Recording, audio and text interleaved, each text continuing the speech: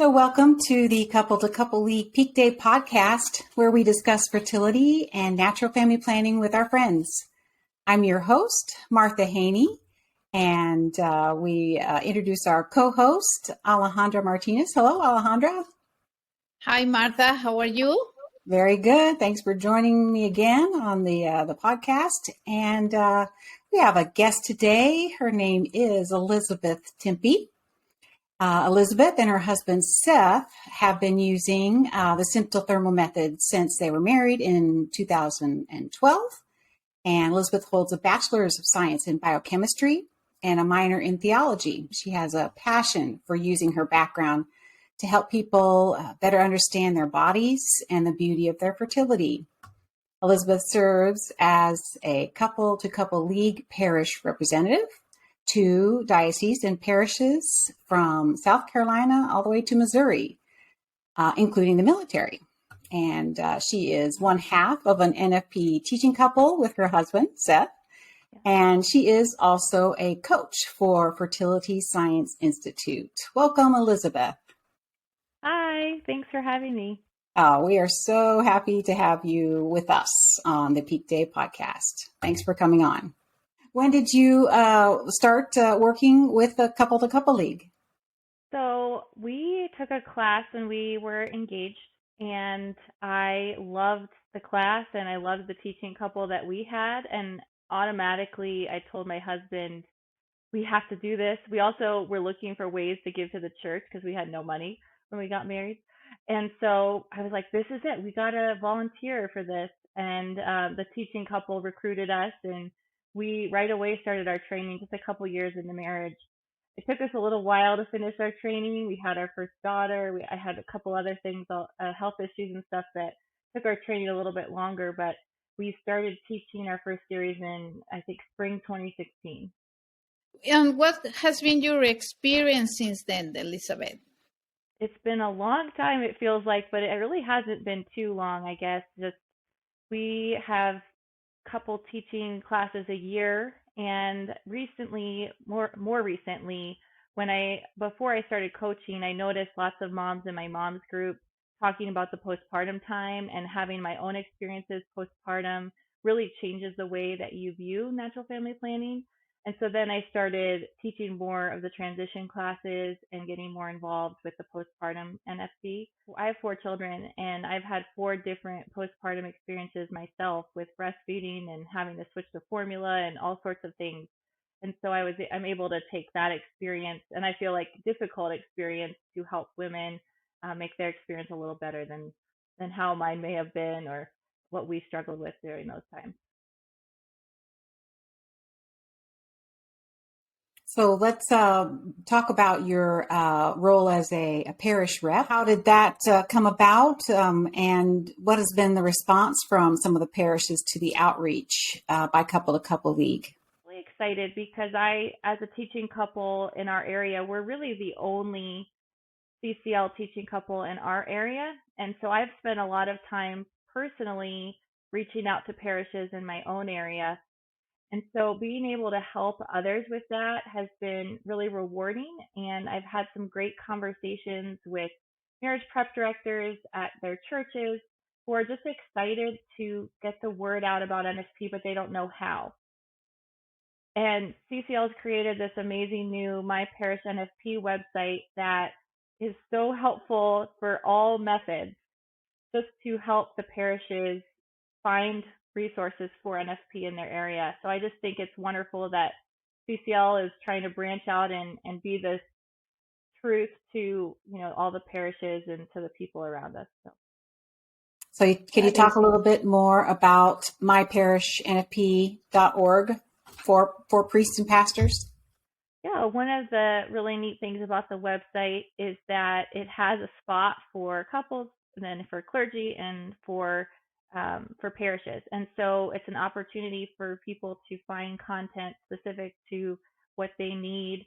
For the clergy, we even have these clergy seminars that they're starting, or the webinars, and they are answering questions and helping the clergy just be empowered in their knowledge of NFP. I think sometimes pastors are nervous or worried to talk about NFP because they don't know a lot about it or they feel like it won't be received well. And so we're there to empower the priests and the clergy to be able to know more and to be able to help people find uh, the best option for them. Why do you think it's important for a parish or a diocese to include natural family planning in their marriage prep programs? That's a great question. I think it's so important. We see so many conversions. I'll get emails years later, people thanking me, telling me that they got off birth control, that they realized the detriment to their personal health, and just it's just really important that they hear it from a couple that's using it. And so if, just telling them about something they're not going to understand, but then they get in there and they start charting and we make people chart even if they're on birth control, and they'll start charting and they'll say, why is this? Why is my temperature like this? Why is my body saying this? And we will say, like, actually, your body's speaking a language to you, and this is what's going on underneath that you've covered up.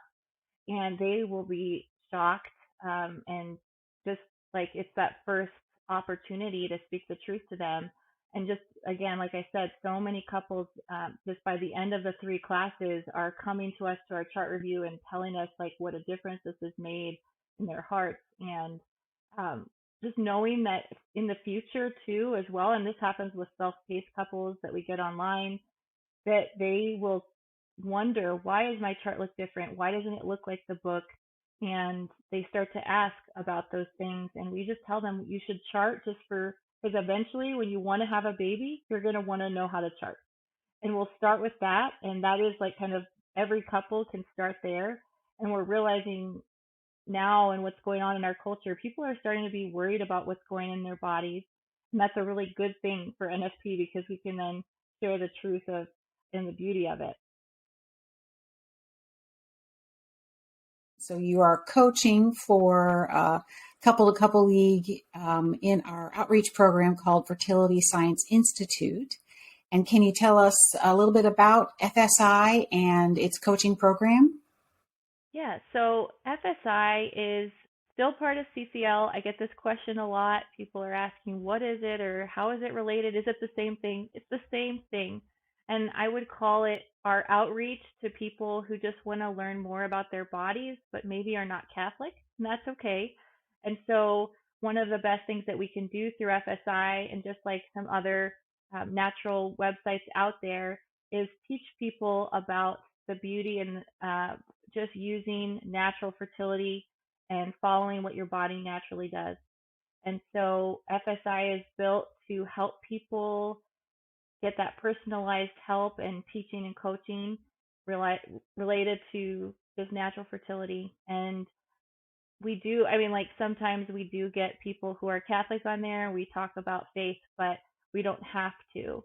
And so it's kind of sometimes the first opportunity that people get to learn more about their fertility and in a setting where there's no pressure. And I just recently had a woman that I coached that had found Fertility Science Institute because she realized that she didn't want to be on birth control and she wanted to get off of it. So she found it, she signed up for coaching. And as at the end, I mean, I've even getting emails from her now at the end of our session, she just thanked me because she's like, I just can't believe how amazing our bodies are. And, that was just the first step to being able to like help her find, the truth, beauty, and goodness of natural fertility. So, Elizabeth, you mentioned that being experienced postpartum has helped you help other women. So, at this point in your life, in which area of a woman's fertility life you feel more comfortable or you enjoy more? I'd say there's kind of 2 places that I feel really comfortable. The first is postpartum because of my experiences, my different experiences postpartum. And the second is just daily life using NFP for your marriage, whether to avoid or achieve pregnancy, and just daily life charting, which is, you know, could be a long time for some women, a long time, this life of fertility. And so at this point, since I personally haven't gone through premenopause or anything, I'm just more comfortable with regular fertility and postpartum time.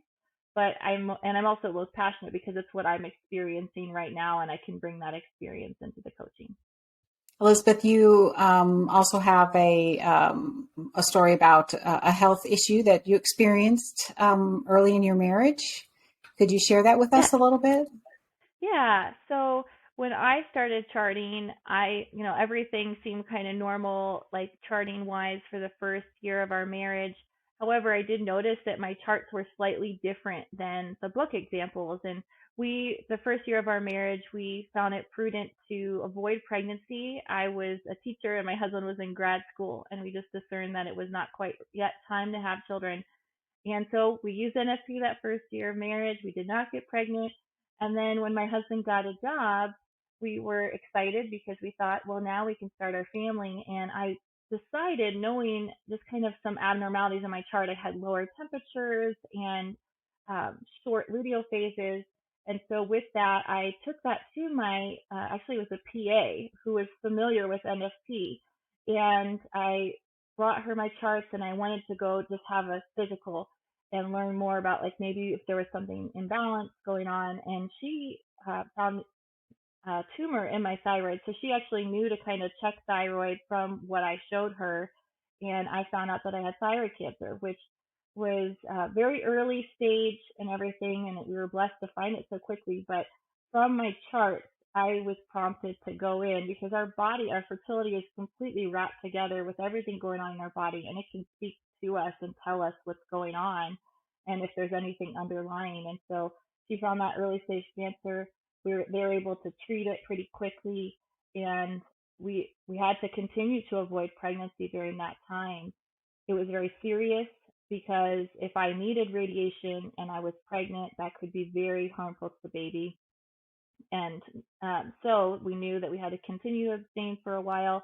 During those fertile times, we continued to use NFP through my treatment, and it was about another 7 months later before I was really clear to try to get pregnant again. But what a blessing that we found it so early and that we were able to just do that from my use of NFP.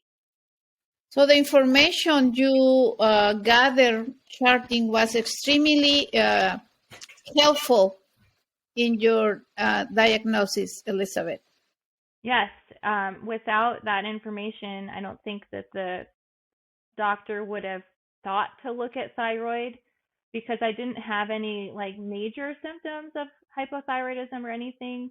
I just had kind of these underlying things that a person normally wouldn't know. Like, you're not normally taking your basal body temperature unless you're charting. And so those low temperatures are key to that. And then also just like looking for mucus and not seeing quite the patterns of fertility that your method might suggest were just another signs that something wasn't perfectly right.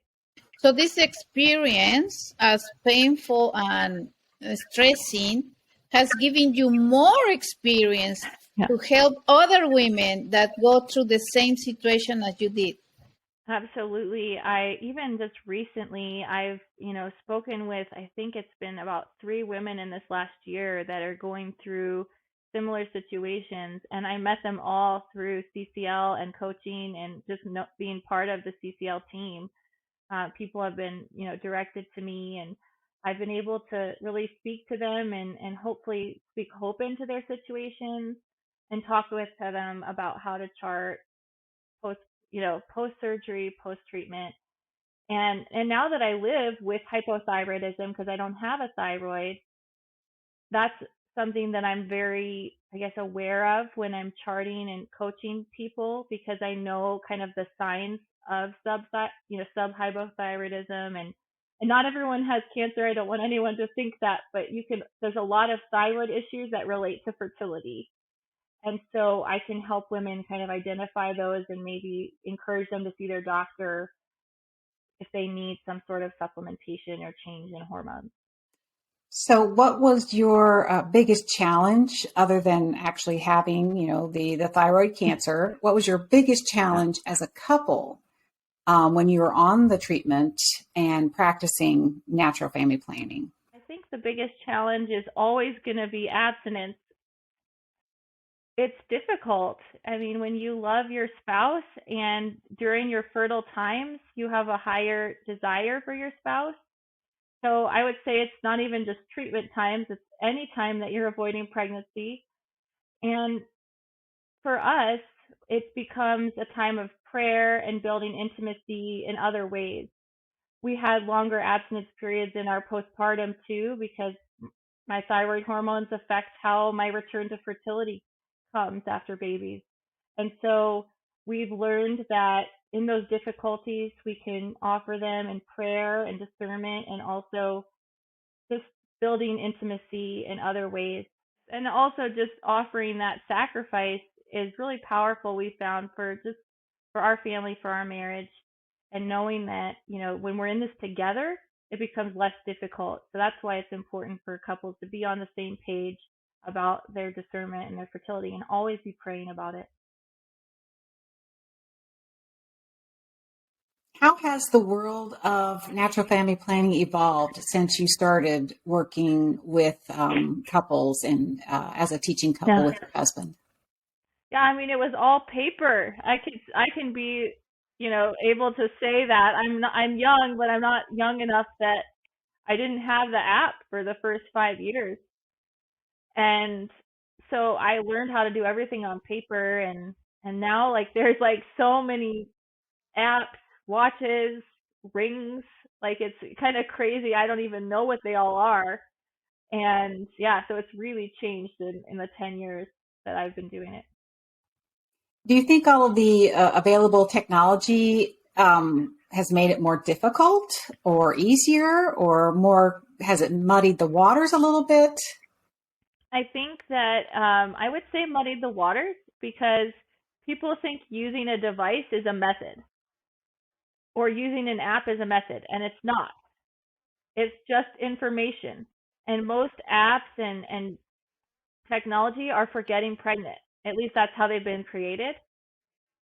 And so when we look at these things where they're like, well, my app told me I should be ovulating, or my watch told me I should be ovulating today. And I'm like, well, but what did you see? Like, did you see that you were like having mucus? Did you see, and so then they're like, oh, okay. And so you have to teach people how to utilize the tool to use a method. So I think sometimes that's just the confusion right now that we see with people, is that they say, I'm using this thing, so therefore I know how to use NFP. But they aren't using a method, they're just using an app or a device to tell them, some information. It's just, how do you use that information to the best of your ability? So I think there's definitely a difficulty there, but we can help them utilize it. It's just they need to learn a method. So, Elizabeth, now you have been able to use the Cycle Pro Go, which was our first app, and now testing our new app, which is PeakDay. Tell us Yeah. about your experience with PeakDay. Well, it feels like we've entered the new age, because the Cycle Pro Go is like antiquated and, just like very much like you're going on a 90s computer to enter information, which, you know what, it still works, but people don't like that. They want the ease of use and they want it to look pretty.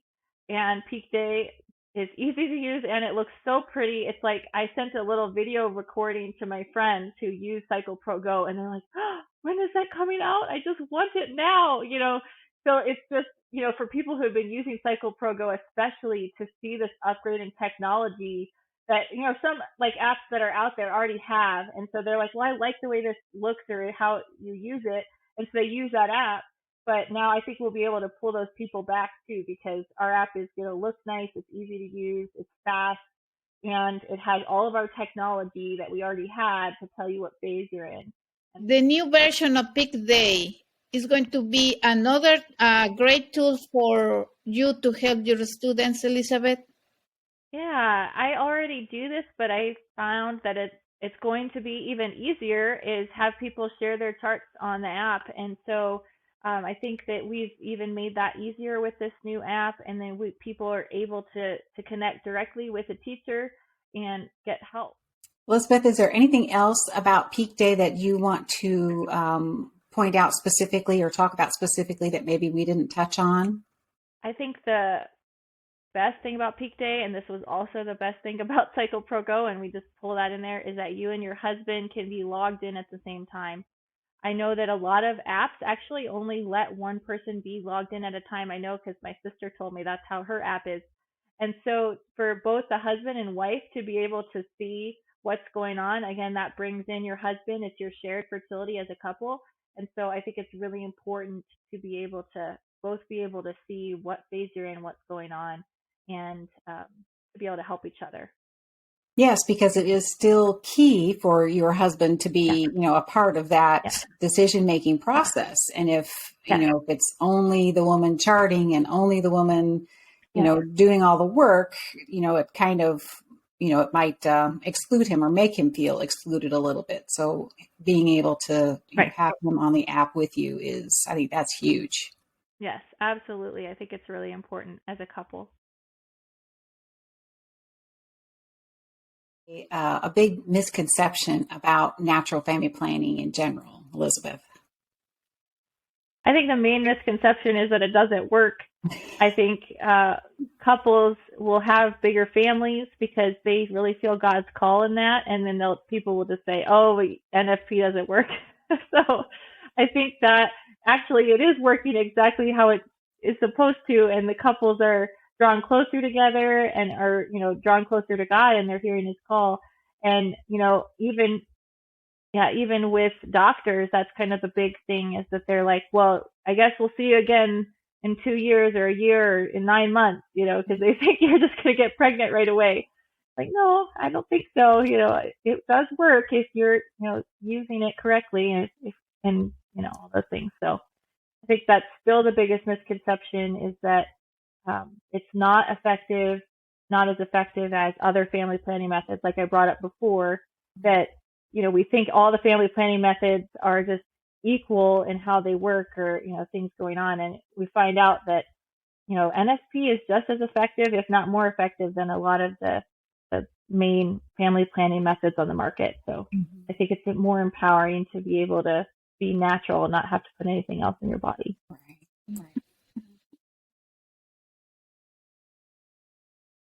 Elizabeth, as a mother of young girls, when are you planning to start talking to your girls about their bodies, especially the signs of fertility? Not because you are going to encourage them to use them, right? But just to get to know themselves.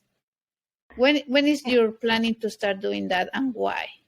Oh, I don't want to talk about this. I think my oldest daughter is 8 right now. And I know that we have our mother-daughter program that starts at 9.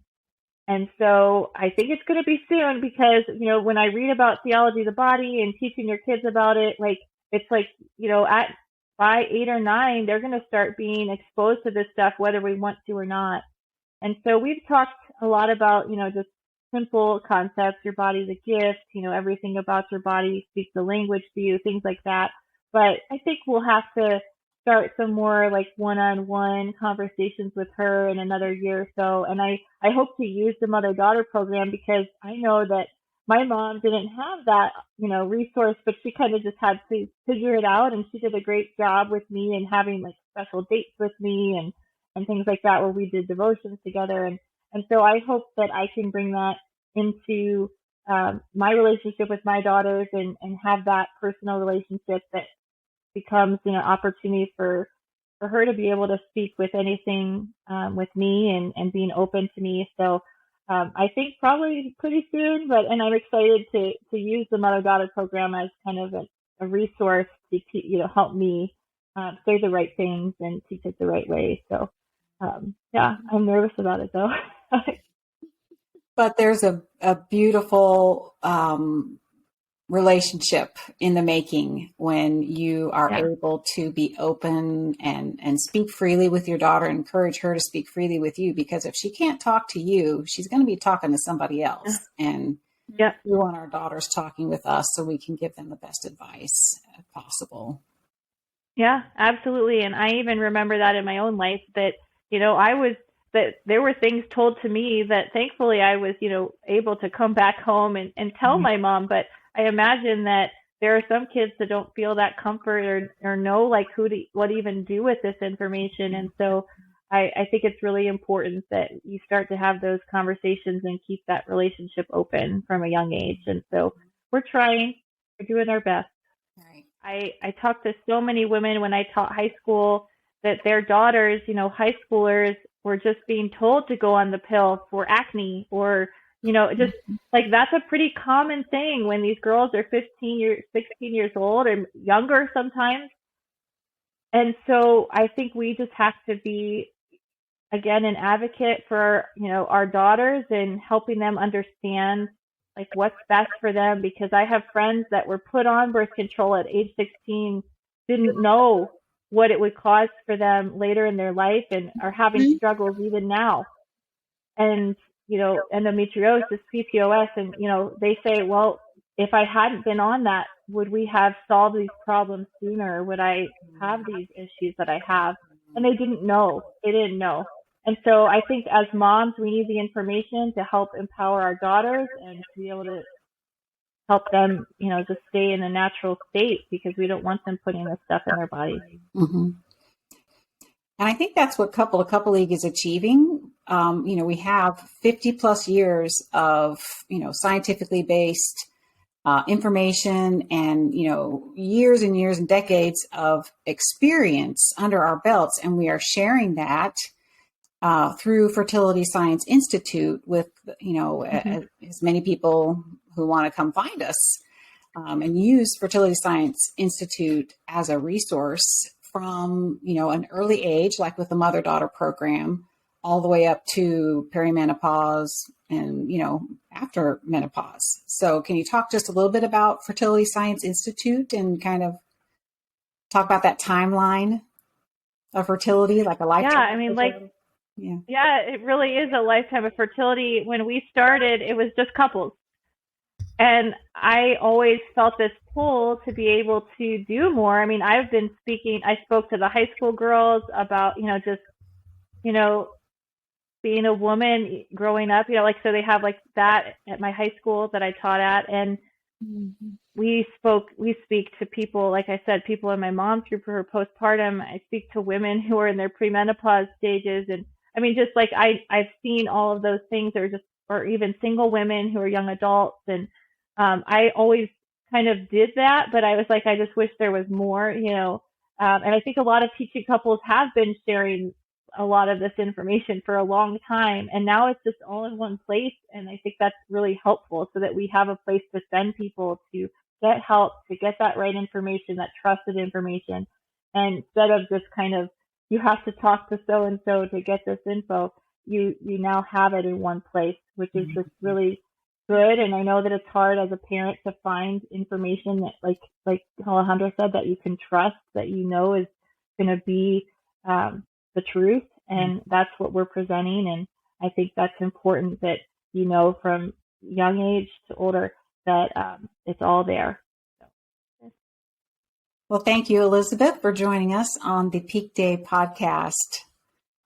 We appreciate your being with us. Yes, thank you so much. Thank you, Elizabeth. It has been a joyful time with you. Thank you for joining us. And thank you for everything. Absolutely. Thank you for everything that you do for couples that you coach and for the women that you are helping through, tough periods in their lives.